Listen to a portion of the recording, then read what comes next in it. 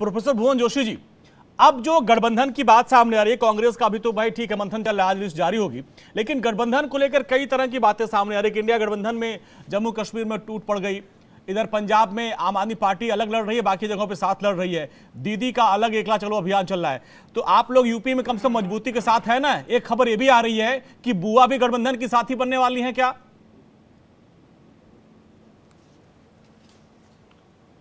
देखिए, अभी मैं भारतीय जनता पार्टी के प्रवक्ता साथी को सुन पा रहा था और वो कह रहे थे कि देश में अमृतकाल चल रहा है। मैं उनको बताना चाहता हूं, देश का अमृतकाल ये है, 2 करोड़ नौकरी का आपने वादा करा था, 20 करोड़ नौकरी तो नहीं मिल पाई, लेकिन परीक्षा लीक हो रही है और लीक के बाद बच्चे युवा जो है प्रदर्शन कर रहे हैं और जब प्रदर्शन कर रहे हैं तो उनकी लट से पिटाई हो रही है। ये देश का अमृतकाल आप लेकर आए। आपने बात करी थी किसानों की आय दुगनी होगी। किसानों की आय तो दुगनी तो नहीं हुई, लेकिन बॉर्डर पर उन पर आंसू गैस छोड़ी जा रही है, उन पर कीलें ठोकी जा रही है, रास्ते पे उनका फूलों से स्वागत होता था। 750 किसान आंदोलन में आपके नेतृत्व में डबल इंजन की सरकार में मारे जाता है। ये आपका अमृतकाल है और आपका अमृतकाल है। आपका नारा था बेटी बचाओ बेटी पढ़ाओ। हमने देखा आपका अमृतकाल, हमने देखा उसको मणिपुर में देखा किस प्रकार नग्न बेटियां आदरणीय मोदी जी के नेतृत्व में घुमाई गई और हमने देखा है कि किस प्रकार पहलवान बेटियों को प्रधानमंत्री जी के घर के 5 किलोमीटर के अंदर घसीटा गया।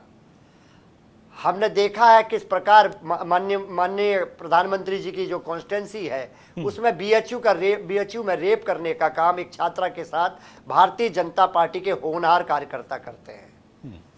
हाथरस की दलित बेटी को जलाते हुए देखा। हमने देखा कानपुर में किस प्रकार ब्राह्मण माँ बेटी को प्रशासन के द्वारा मार दिया गया। ये सब आपके अमृतकाल में हो गया था। आपने कहा था कि काला धन आएगा। काला धन तो छोड़िए, हमारा सफेद धन देश के आपके औद्योगिक मित्र लेके चले जाते हैं। ये देश का अमृतकाल नहीं है तो क्या है? अच्छा भुवन जी, जो आप लिख के आए उसको पढ़ रहे, थोड़ा मेरे सवाल का भी जवाब दीजिए। तो जो आप लिख के लाए उसको धीरे धीरे पढ़ते रहेगा, 1 घंटे की डिबेट है। मेरा सवाल ये था कि भाई गठबंधन को लेकर तमाम पेज फंस रहे हैं, क्या उसकी वजह से थोड़ी देरी हो रही है? यूपी में गठबंधन हो गया, लेकिन खबर यह है कि कांग्रेस चाहती है कि बुआ आ जाए तो यूपी में हम बीजेपी से मजबूती से लड़ पाएंगे। थोड़ा इसको दे दें, बाकी तो आपने पूरा लिस्ट लिखा उसको और आगे हम सुनते रहेंगे, क्रमबद्ध करके सुनेंगे उसको। नहीं, आपने एक विषय कहा कि आप लिख कर आए थे, एक नेशनल चैनल में आप ये विषय कह रहे थे। एक प्रोफेसर आदमी क्या ऐसे ही जैसे ये लोग बोलने का काम कर रहे हैं, भारतीय जनता पार्टी अगल बगल की बातें करूं? आप तो अंजलि जी मेरे साथ बहस करते हैं, क्या मुद्दों से हटकर बात करें? क्या ये देश के मुद्दे नहीं है जिसका मजाक उड़ाया आपने अभी? नहीं सर, देश के मुद्दे नहीं है जो मैंने बोला, क्या गलत बात है? उस पे भी आइए, दोनों बातें मतलब क्रमबद्ध तरीके से रखिए।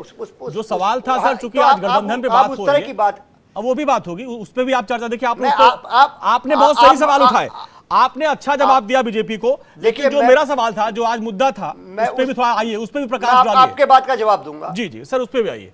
देखिए मैं आपकी बात का जवाब दूं। देखिए, हम लोग गंभीर नेता हैं और हम लोग 30 साल से पॉलिटिक्स में, सामाजिक क्षेत्र में हम जो तैयारी करके आएंगे, हम लोग ऐसे नहीं कि पेपर देने चले गए और कुछ पढ़ के नहीं आए। तो आपने बहस बनाए, इससे आपके भी टीवी चैनल की वो बढ़ेगी।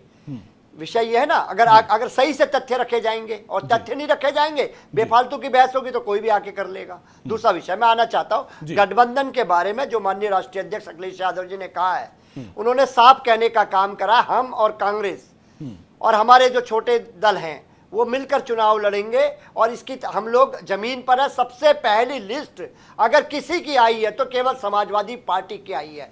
हमने सबसे आगे आके निकलने का काम करा है। हमारा गठबंधन सबसे पहले हुआ है और दूसरा हम लोग धरातल पर काम कर रहे हैं और जो हमारे नेता माननीय अखिलेश यादव जी ने कहा है कि पीडीए प्लस इंडिया ये मिलकर भारतीय जनता पार्टी को हराने का काम करेगा। हम लोग इसी दिशा में काम कर। ये वाला सर, जो प्रियंका गांधी ने मायावती से बात की, ऐसी खबर है कि वो भी चाहती है कि वो भी गठबंधन में आ जाए, उनका वेलकम होगा?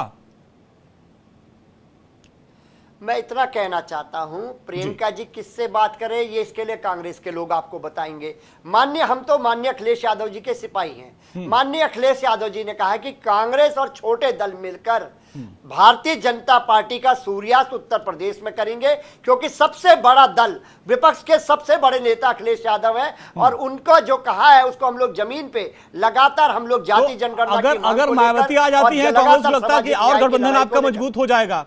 मायावती के आने से कांग्रेस को लगता है कि गठबंधन और मैंने मजबूत कहा हो ना, जाएगा। आप साथी हैं। देखिए, मैं आपसे बहुत जिम्मेदारी से कहना चाहता हूं, कांग्रेस का मैं प्रवक्ता नहीं हूं, मैं समाजवादी पार्टी का प्रवक्ता नहीं, आप हूं। एनडीए के कांग्रेस साथी क्या हैं कर सर। रही है, यहाँ पे कांग्रेस का सिर्फ प्रवक्ता आप बताएं। एनडीए हैं। आप अपने को विस्तार से जानिए। आप बहुत वृहद रूप में हैं, उस पे चर्चा हो रही है। मैं अंजनी जी बहुत जिम्मेदारी से कहना था, माननीय अखिलेश यादव जी की जो लाइन है, हम जैसे साधारण कार्यकर्ता उस पर चलने का काम करते हैं और माननीय अखिलेश यादव जी को फॉलो करते हैं। बस एक छोटा सा, माननीय अखिलेश यादव अगर जी ने मायावती जो जी कहा जुड़ है, जाती है मैं गठबंधन में, क्या और मजबूती मिलेगी बीजेपी से लड़ने में? देखिए, जो विषय मेरा है ही नहीं, मैं उस पर चर्चा क्यों। जो माननीय अखिलेश जी ने कह दिया, उन्होंने कहा कांग्रेस प्लस छोटे दल प्लस समाजवादी पार्टी, बुआ इनकी से जिम्मेदारी बुआ अदा से की। बुआ बाकी बुआ तो, बुआ से बुआ के साथ क्यों नहीं जुड़ना चाहते हैं आप? भाई मैं छोटे कौन छोटे होता दलों हूं के साथ जुड़ने आप जा रहे हैं, वाला? एक बुआ से पार्टी जुड़ने छोड़ दे वाला- रहे हैं। देखिए, बुआ से जुड़ने ना जुड़ने का डिसाइड जो है वो ठीक आला है। कमान करेगा या कांग्रेस करेगी। ठीक हम है। ये हम जैसे कार्यकर्ताओं का वो विषय नहीं है। हमारा जो विषय है हम कब बता रहे हैं। ठीक है सर, पॉइंट आपका।